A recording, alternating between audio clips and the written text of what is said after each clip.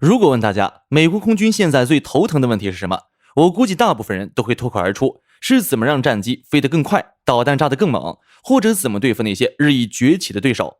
但真相絕對會驚掉你的下巴。美國空軍現在最想做的，竟然是親手把自己的 F-22送進坟墓。根據軍文網站 Airspace Force 報道，美空軍最近正在瘋狂游說國會，試圖將其早期型號的32架 F-22猛禽請進養老院。但這已經不是他們第一次作妖了。就在2022年，空軍就曾提議要將這32架 Block 20型號掃地出門。如果這個計劃得逞，美軍现役的 F-22將僅剩下152架，這實在讓人匪夷所思。難道 F-22之前炸過空軍司令的老家，還是這款外星科技已經淪為了垃圾？不然，為何會讓空軍如此痛恨？就在空軍拼命求退役的時候，美眾議院突然殺了出來，直接簽署了一份保價決議。2032年之前，一架 F-22都不准動。那麼，空軍為何如此痛恨自家最強戰機？而這32架 F-22的命運又到底何去何從？這一切難道都跟那個傳說的6代機 F-47現身有關？作為世界上第一款隐身戰鬥機， F-22猛禽初次登場於2005年，距今才21年。對於一架實際壽命高達12000飛行小時的重型戰機，21歲正是當打之年。要知道，現在渾身補丁的 F-15 和 F-16服役時間都得從上世紀70年代算起，相比之下 F-22簡直就是新兵蛋子。但美空軍為何铁了心要这個新兵蛋子下崗？或許我們能從空軍的退役申請報告中找到答案。申請報告顯示，這32架被嫌棄的 F-22屬於早期的 Block 20批次，在美軍的定義中，他們現在的地位尷尬的要命。雖然頂着 F-22的名號，但其內部的航電架構、處理器速度以及數據鏈系統依舊停留在上個世紀末的水平。也就是說，他們不具備完整的作戰軟件鏈路，無法發射最新的 AIM-9X Block 2型格鬥導彈。對此直白地表示，這些飛機現在只能用來帶新飛行員，真要是上戰場，他們就是昂貴的靶機。除了美軍的報告，歷史遺留問題也無法繞開。在冷戰最巔峰的時期，美軍原計劃採購750架 F-22，那是一個旨在徹底覆蓋全球，讓蘇聯空軍徹底癱瘓的宏偉計劃。但隨着柏林牆倒塌，蘇聯解體，冷戰的陰雲消散了。於是，在2009年，時任國防部長羅伯特·蓋茨做出決定，停止生產 F-22，將採購數量永久鎖定在187架。這直接導致了 F-22從大眾兵器變成了易碎的藝術品。如果飛機無法進行規模化生產，將直接導致其零件單價無限攀高。很多配套生產線早已拆除，工人遣散，模具銷毀。壞了一個零件，甚至需要工程師拿着圖紙去老檔案室找資料，然後專門找小工廠開模生產。這種手工作坊式的運維模式，讓美軍每年的維護費用都在滴血。相比之下，產量過千的 F-35零件到處都是，維護成本正隨着規模擴大而直線下降。F-22是為20世紀90年代的空戰思維設計的，它是格鬥戰神。但到了2020年代，戰爭形態也變了。現在的戰場是全域鏈路、雲端計算、無人化。F-22封閉、古老的電子架構，讓它在與 F-35協同工作時，竟然存在語言不通的尷尬。它必須攜帶專門的數據轉換吊艙，才能看懂 F-35發來的情報。對於追求網絡中心戰的美空軍來說，一個不合群的天才，有時候比一群聽話的平庸士兵更難管理。那麼，美軍為何不給 Block 20批次直接來波升級？這一點，空軍其實早就想過了。如果要將這32架老舊猛禽升級到能打仗的 Block 30、35水平，單機升級費用將高達5000萬美元以上。請注意，這僅僅是軟件和部分硬件的翻新費用，還沒算上後續高昂的機構強化成本。另外 F-22的保養費用也讓空軍火大。F-22的隱身能力很大程度上依賴於它表面覆蓋的那層锡箔材料，但這層材料極其娇貴，高速飛行產生的氣動加熱、雨水的沖刷，甚至是高空紫外線的照射，都會讓這層皮膚起泡、剝落或失去活性。每飛行1個小時， F-22平均需要30到40個小時的地面維護，其中大部分時間，地勤人員都在拿着小刷子和昂貴的塗料，像修復古董油畫一樣修復飛機的蒙皮。而且，由於隐身涂層對環境過分敏感， F-22便無法像 F-16那樣隨便停在露天停機坪，它必須住在恆溫、恆濕的特制機庫裡，這就限制了它的海外部署靈活性。在關島或沖繩這種高溫、高鹽霧的環境下， F-22 的妥善率會迅速跳水。與其花着數十億美元去翻新或保養這些老家具，我為什麼不把這筆錢直接砸向代表未來的第6代戰機 NGAD？ 所以不是空軍不愛 F-22， 而是這個愛太昂貴。有意思的是，儘管空軍的退役計劃有理有據，但眾議院軍事委員會卻依然搖頭表示，你們想得太簡單了。根據自由時報報道，美国众議院軍事委員會已審核通過2027財年國防授權法案修正案。該修正案用一句話總結便是2032年前禁止退役任何 F-22。 國會認為現在的全球安全形勢已經到了窒息的邊緣， F-35 的交付因為技術問題反反复复，6代機 NGAD 還在保密櫃裡畫圖。如果你現在把這32架 F-22 扔了，美軍在西太平洋上的戰機規模就會出現一個巨大的無法修補的黑洞。寧可要能飛的訓練機，也不能要消失的戰鬥力，就是他們唯一要考慮的重點。对于這波爭論，各位會站誰呢？雖然空軍嘴上嫌棄 F-22， 但依舊沒有人敢否認，在純粹的制空領域， F-22 依然是這個星球上最接近神的存在。要理解空軍的糾結，我們得先理解 F-22 的技術底蘊。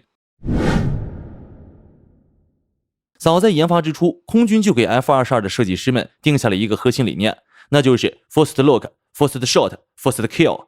簡單來說，先發制人。它的隱身設計不是塗一層漆那麼簡單。在整機外形上，它的主翼、平尾、垂尾的前後缘倾斜角度完全一致，將回波集中在了極窄的方向。發動機採用了 S 型进气道，這種複雜的曲面設計徹底遮蔽了發動機葉片那個巨大的反射源。接着又整上了 ITO 塗層，座艙蓋上都有氧化銦吸。如此設計直接讓它的雷達截面積降到了一種匪夷所思的地步。根據洛馬公司的內部數據，其 RCS 僅為 0.0001 到 0.001 平方米。在對方遠程雷達眼裡，這架重型戰機就像是一隻在高空飛舞的小麻雀，甚至是一隻蜻蜓。這種極致的隱身賦予了 F-22 單向透明的屠殺權。除了隱身， F-22 的發動機也無法讓人忽略。畢竟 F-22 之所以能被稱為5代機標杆，還得歸功於2台普惠 F-119 PW100 發動機。作為世界上第一種投入實戰的2維矢量推力引擎，普惠 F-119 賦予了猛禽不開啟加力燃燒室就能以 1.58 馬赫甚至 1.8 馬赫速度進行超音速巡航的能力。這意味着它能以極高的動能奔襲戰場，同時保持較低的熱輻射信號。配合其垂直正負20度的偏轉噴管， F-22 在4萬英尺高空的機動性足以讓任何4代機在近身格鬥中感到絕望。當然，紙面數據並沒什麼好吹的，如果只看紙面數据，蘇57早就統治地球了。可 F-22 最讓人絕望的地方卻是它的實戰數據同樣嚇人。2006年，在阿拉斯加舉行的北方利刃演習中， F-22 創造了一個令人頭皮發麻的記錄，以零損失的代價虛擬擊落了144架藍軍敵機。在那場模擬戰中，那些被擊落的 F-15 和 F-16 飛行員直接被導演部判定陣亡，雷達屏上依然是一片死寂，他們甚至不知道子彈是從哪個方向射過來的。這種實戰的代際差距就是 F-22 笑傲蒼穹的本質。F-22 的強悍有目共睹，不過在我看來，哪怕众議院成功讓32架 F-22 續命，空軍依舊不會改變最終讓其全部退役的想法。因為 F-22 的继任者，美軍最神秘的6代機 F-47 終於傳出了消息。空軍之所以急着殺掉 F-22， 是因為他們已經看到了那個能讓 F-22 瞬間變成過时货的新物種。近日，一段從内华達州最神秘的軍事禁区51區流出的視頻震驚了全球。畫面中，一架輪廓詭異的飛行器低空飛躍，它沒有垂尾，而是採用鋸齒狀的尾緣和特殊的折線風正翼。不少人驚呼，這恐怕就是 NGAD 計劃的先行者，傳聞中的 F-47。相比於 F-22， 6代機 NGAD 不再僅僅是一架飛機，它是一套系統之系統。其採用的無尾翼設計不僅能躲過常規的高頻火控雷達，還能躲過反隱身的低頻米波雷達。攻擊方式上，一架母機往往帶着4至6架甚至更多的隐身無人機，像狼群一樣發动攻擊，甚至可能搭載小型化激光武器，在毫秒間攔截來襲空導彈。不過6代機 NGAD 終究沒有得到過官方證實，而是軍事愛好者和軍事觀察家的猜測。如果 F-47 真實存在，那麼空軍急於殺掉 F-22的行為就有了合理的解釋。6代機不再追求單機的格鬥神話，而是追求寬頻隱身與中程僚機的完美協作。它將不僅僅躲避火控雷達，連長波反隱身雷達也將無法捕捉到它的蹤跡。它將像一個指揮官一樣，帶着4架甚至更多的無人僚機在戰場前沿橫衝直撞。它發射的將不再僅僅是 AIM-120，更有可能是定向能武器或者激光攔截器。在這種科幻級的降維打擊面前，即便是曾經的制空神話 F-22 也將淪為昨日黄花。同時，為了在6代機全面服役前守住地盤，美軍內部正上演弃卒保帥大戲。除了前面提到的 F-22 退役潮，我們還可以看到空軍正在瘋狂採購 F-15EX 鷹2戰機。這款戰機徹底放棄了隱身，但它擁有全世界最強悍的載彈量。一架 F-15EX 可以掛載22枚空空導彈。美軍幾乎直接表明，他們要讓少量的隱身機在前面開路，充當刺客和傳感器，讓這些皮糙肉厚的炸彈卡車躲在後面，利用數字化鏈路指哪打哪兒，發動無解的饱和式空襲。甚至連那個被喊了20年要退役的 A 式油豬，美空軍現在也開始動起了腦筋。國會要求研究利用 AI 技術将其無人化。想象一下，一群沒有飛行員、不需要考慮人體過載的無人 A10，頂着厚實的鈦合金裝甲，由 AI 操控着每分鐘4000發航炮的火蛇，直接衝向灘頭陣地。這種全方位的體系轉型，其實都在指向一個真理：美軍正在經歷一場2戰以來最劇烈的空權變局。他們正在通過犧牲部分高成本、老舊的尖端戰機，去換取一個更加自動化的殺戮系統。而 F-22 那32架 Block 20的命運，只不過是這場滔天巨浪下的一朵小浪花。看到這兒，估計不少觀眾老爺要忍不住感嘆，原來 F-22 也開始跟不上時代，它真的老了。猛禽老了嗎？我們必須承認一個事實，即便 F-22 的電腦處理器甚至不如你現在的智能手機，即便它的隱身涂料維護起来讓人想自殺，但它依然是目前人類航空史上綜合機動性、超巡能力與隱身性結合的最完美的載人戰鬥機。在大量的內部演習中， F-22 依然能精準擊落 EA-18G 電子戰機，依然能在敘利亞上空讓所有的對手在雷達屏前感到一種如坐針氈的壓迫力。F-22 所謂的老，是相對於未來30年的无人化科幻式戰爭，而非相对于现在的任何一個現役競爭對手。空軍之所以想退役它，是因為空軍絕不容忍手中的工具不是世界第一。